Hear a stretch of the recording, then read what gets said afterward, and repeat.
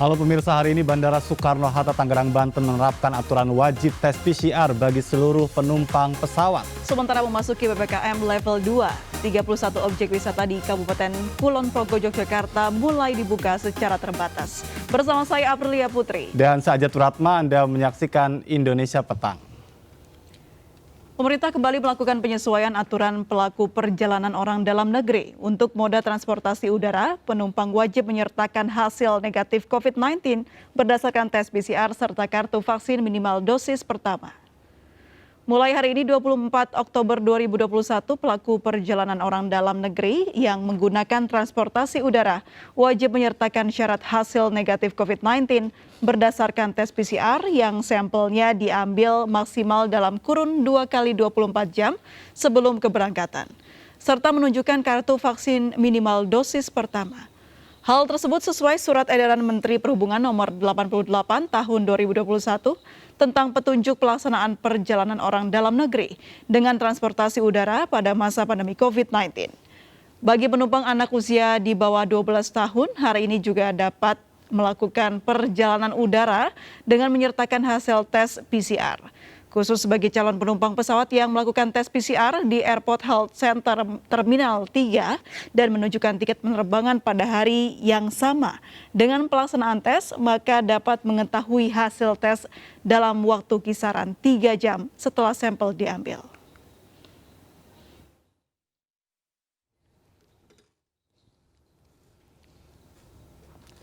Hari pertama pemberlakuan dokumen syarat penerbangan tes PCR, sejumlah calon penumpang di Bandara Soekarno-Hatta Tangerang, Banten gagal terbang.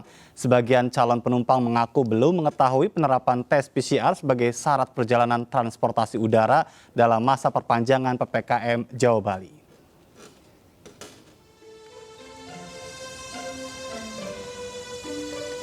Hari pertama pemberlakuan wajib tes PCR di Bandara Soekarno-Hatta Tangerang, Banten, jumlah calon penumpang di Terminal 3 menurun jika dibandingkan pada hari sebelumnya.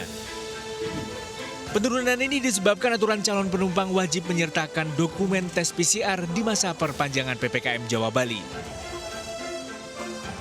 Dari data petugas validasi kantor kesehatan pelabuhan, 7 calon penumpang gagal terbang karena masih menggunakan tes swab antigen.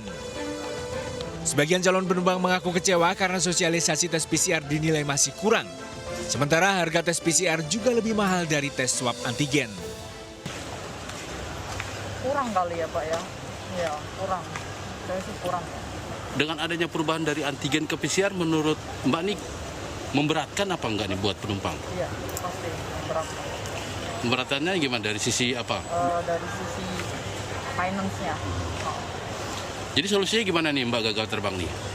Reschedule 3. Kita standby, memang di situ ada tertulis, jadi kita paham. Tapi kalau kita tidak melihat, kita tidak tahu. Jadi sosialisasinya, kalau menurut saya memang kurang ke masyarakat. Sebenarnya diterapkannya kan surat edarannya kan tanggal 20 nih, betul. Tanggal 24 baru diterapkannya, artinya terlalu mepet Bu ya? Betul, terlalu mepet Pak. Akibat pemberlakuan aturan tes PCR, jumlah calon penumpang di Bandara Soekarno-Hatta menurun.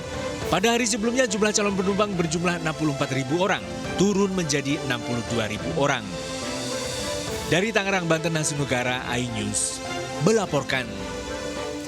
Ya, pemirsa, meski harga tes PCR relatif mahal, sejumlah penumpang menganggap tes PCR lebih memberi ketenangan karena semua penumpang dipastikan negatif COVID-19 saat naik pesawat.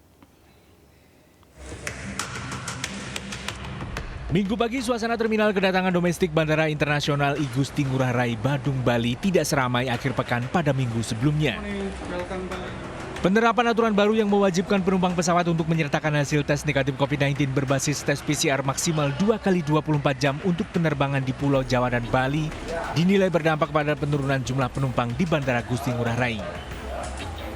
Namun meski harga tes PCR relatif mahal, sebagian penumpang menganggap tes PCR lebih memberi ketenangan karena semua penumpang pesawat dipastikan negatif COVID-19.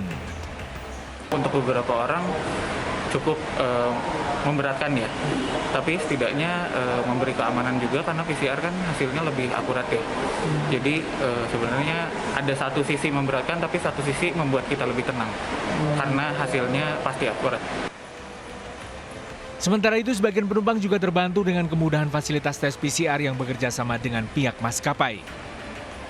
PCR, tapi sekarang ini ternyata PCR juga banyak kerjasama dengan maskapai, dengan saya tadi naik Citylink, jadi PCR-nya juga jauh lebih, ada yang lebih murah gitu. Terus tapi juga untuk pas perjalanannya juga terang sih, karena PCR kan lebih flat dari antigen. Selain syarat tes PCR, penumpang juga harus menyertakan sertifikat vaksin minimal dosis pertama. Pemberlakuan aturan baru ini untuk mencegah munculnya klaster baru penyebaran COVID-19 di tengah pelonggaran aturan PPKM yang diterapkan pemerintah. Dari Badung, Bali, Bagus Alit, iNews melaporkan. Hari ini aturan wajib tes PCR bagi penumpang pesawat resmi diberlakukan. Aturan ini menimbulkan polemik karena diterapkan saat angka penyebaran kasus COVID-19 menurun dan PPKM dilonggarkan.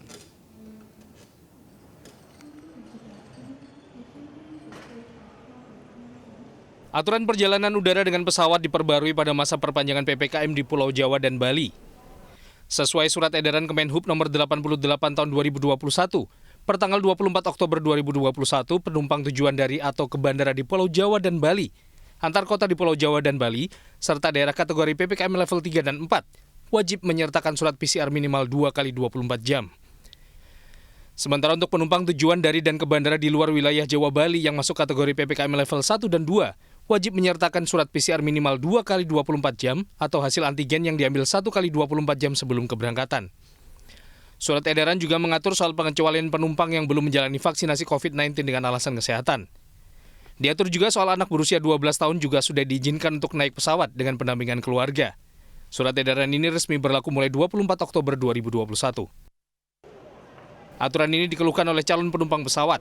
Mereka menilai kewajiban tes PCR tumpang tindih dengan syarat vaksinasi, serta mengeluhkan harga tes PCR yang relatif mahal. Tim Liputan iNews melaporkan. Pemirsa, Satreskrim Polresta Deli Serdang menetapkan seorang oknum karyawan salah satu travel menjadi tersangka kasus pemalsu dokumen PCR. Tersangka menjual dokumen tes PCR palsu seharga Rp750.000. Petugas awalnya curiga dengan hasil PCR salah satu calon penumpang. Setelah diperiksa ternyata hasil PCR dipastikan palsu. Dari penumpang inilah petugas kemudian menangkap tersangka di kawasan Bandara Kuala Namu. Dari tangan tersangka diamankan barang bukti 1 lembar surat bertuliskan klinik Jemadi lengkap dengan nomor register, uang tunai Rp750.000, 1 unit handphone serta kartu pengenal milik tersangka. Tersangka mengaku telah 2 kali melakukan pemalsuan surat dokumen swab PCR. Yang pertama berhasil lolos. Pemalsuan surat swab PCR dijual dengan harga Rp750.000. Tersangka ditahan di Polresta Deli Serdang dan diancam hukuman 10 tahun penjara.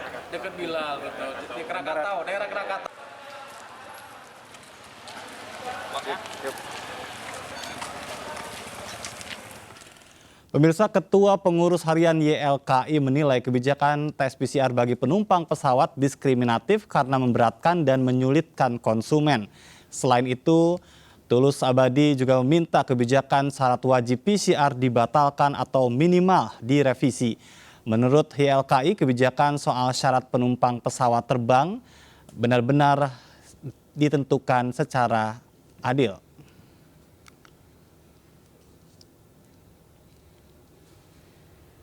Ya, sementara itu mantan Menteri Kelautan dan Perikanan Susi Pujastuti ikut bersuara soal kewajiban untuk melakukan tes PCR dalam transportasi udara. Dalam laman Twitter pribadi milik Susi mengatakan bahwa menurutnya harga tes PCR tidak lebih dari Rp275.000.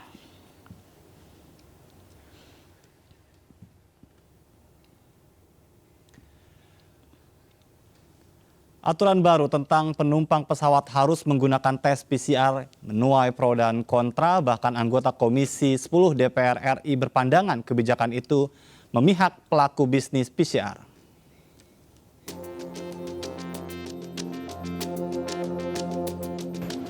Instruksi Menteri Dalam Negeri atau Inmendagri nomor 53 tahun 2021 yang mengharuskan bepergian naik pesawat menggunakan tes PCR menuai polemik.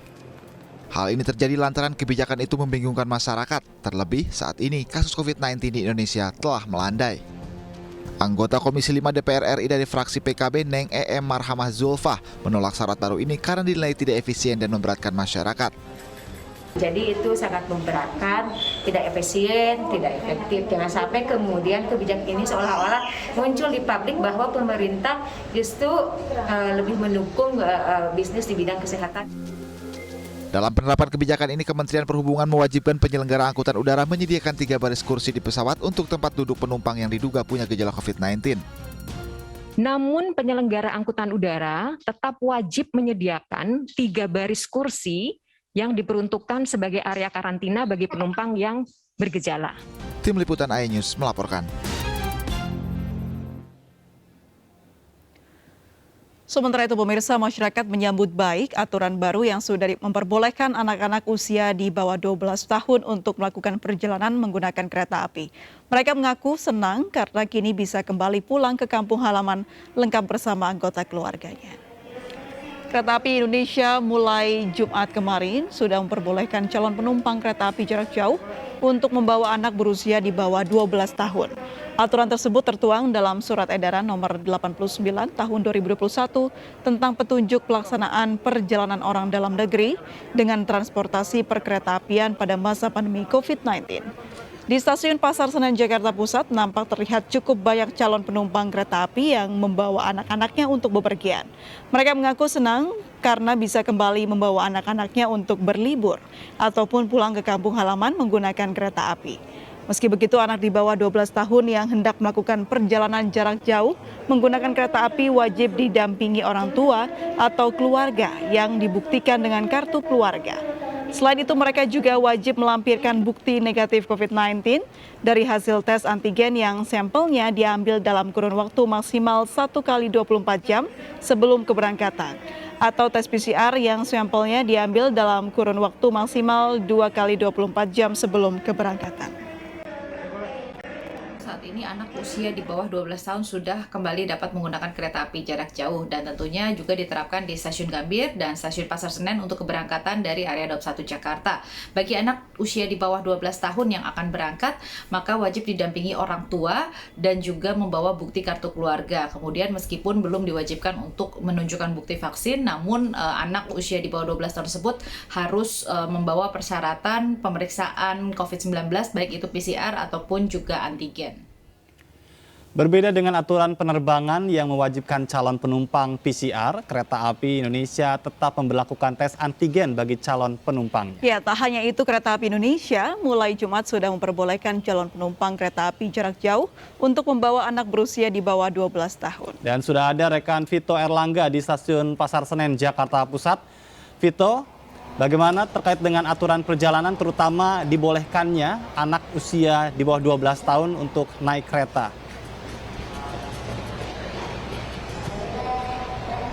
Ya, baik Aja dan April, dapat kami laporkan bahwa memang berdasarkan pemantauan kami sejak siang hari tadi memang kami memantau sejumlah penumpang atau calon penumpang kereta api di stasiun Pasar Senen, tempat di mana saat ini kami melaporkan ini sudah mulai banyak yang membawa anak mereka yang berusia di bawah 12 tahun. Tadi kami juga sempat berbincang dengan sejumlah orang tua dari anak yang merupakan calon penumpang kereta api jarak jauh. Mereka sendiri mengapresiasi dengan adanya kebijakan ini dan pada akhirnya mereka juga bisa membawa serta keluarganya, yaitu khususnya anak-anak di bawah usia 12 tahun ini untuk pergi ke luar Jakarta begitu. Namun tetap meskipun diperbolehkan membawa anak usia 12 tahun, anak di bawah usia 12 tahun, namun PT KAI ini sendiri mewajibkan sejumlah syarat, yaitu diantaranya adalah anak ini wajib didampingi oleh orang tuanya dengan membawa dokumen atau bukti, yaitu adalah kartu keluarga. Kemudian juga meskipun belum diwajibkan membawa surat vaksinasi, namun anak usia di bawah 12 tahun ini diwajibkan untuk membawa hasil negatif tes PCR yang berlaku 2 kali 24 jam atau tes antigen yang berlaku 1 kali 24 jam. Kemudian selain itu selama dalam masa perjalanan anak usia di bawah 12 tahun ini juga harus menaati protokol kesehatan lainnya seperti menjaga jarak, kemudian menggunakan masker, serta mencuci tangan. Kembali ke Anda, Ajat dan April. Itu lalu bagaimana dengan pengawasan protokol kesehatan khususnya untuk penumpang anak?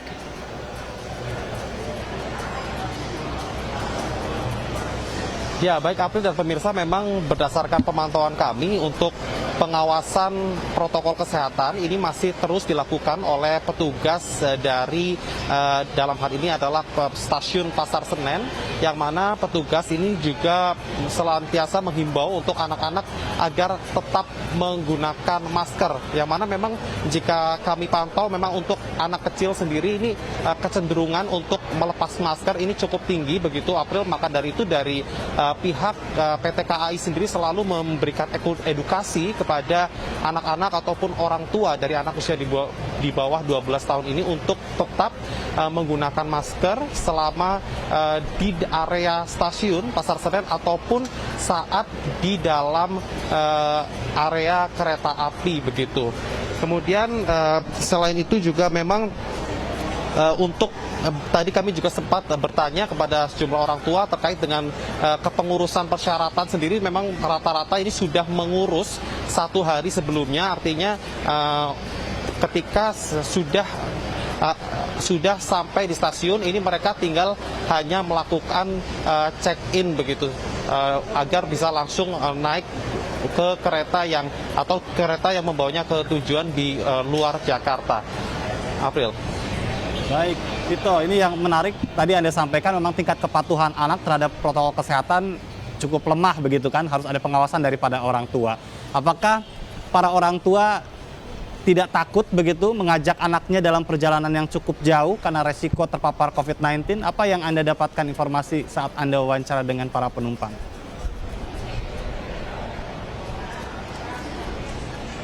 Ya, tentunya berdasarkan pemantauan kami serta tadi sempat berbincang dengan sejumlah orang tua, ada beberapa upaya dari orang tua untuk menjaga agar anak mereka ini tetap menjaga protokol kesehatan COVID-19. Di antaranya para orang tua ini sendiri juga membawa persediaan masker yang cukup begitu, sehingga ketika melakukan kegiatan seperti makan ini baru masker tersebut boleh dilepas saat melakukan kegiatan makan ataupun minum.